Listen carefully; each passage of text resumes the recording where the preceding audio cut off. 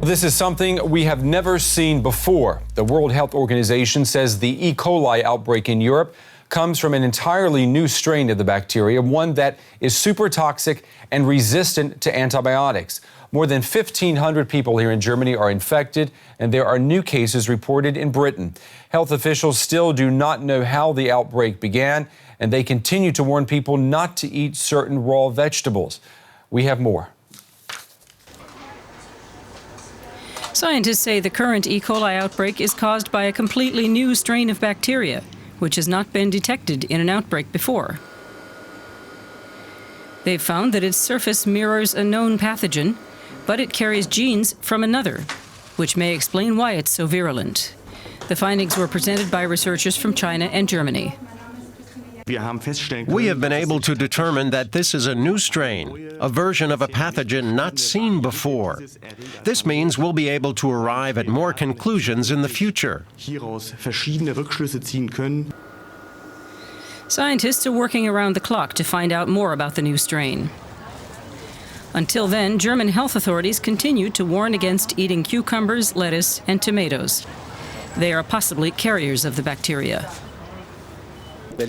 We still have no information about the delivery routes of the bacteria, or their origin, or which processing methods or packaging are responsible for the contamination. While so much uncertainty lingers, German consumers remain wary of raw produce. Surveys suggest every second person is avoiding eating it. All right, for more on the E. coli story, I'm joined by our correspondent, John Barrick. John, thanks for coming in. Would you say, John, that there is a sense of panic right now? I mean, we have more people being infected, more people dying, and we still don't know where this is coming from. I would say, Brent, that there's deep concern in German society, obviously, about this, but I wouldn't describe the atmosphere at the moment or the mood as panic. I think people are being cautious, a lot of people, about what they're eating. They're probably washing their hands more frequently, as they've been told to do.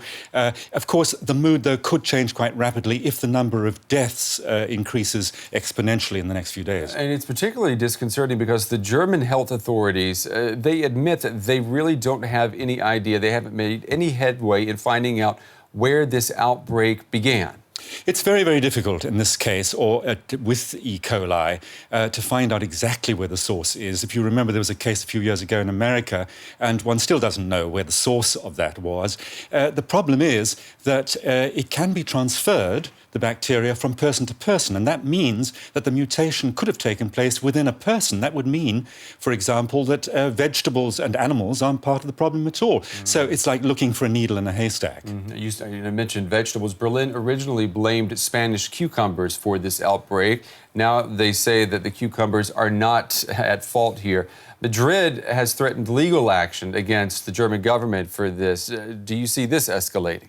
I don't see it escalating. I can understand, of course, it's very tough on the Spanish farmers. They'll probably get some sort of compensation from the EU. But of course, the health authorities told the German government initially that they thought this was a possible source. Of course, the government warned people to be careful. If they hadn't done so and the cucumbers had turned out to be the source, then, of course, people would now be screaming for ministers to resign. That's exactly right. Hindsight is always 20/20, isn't it? John Barrick, thank you very much for talking with us.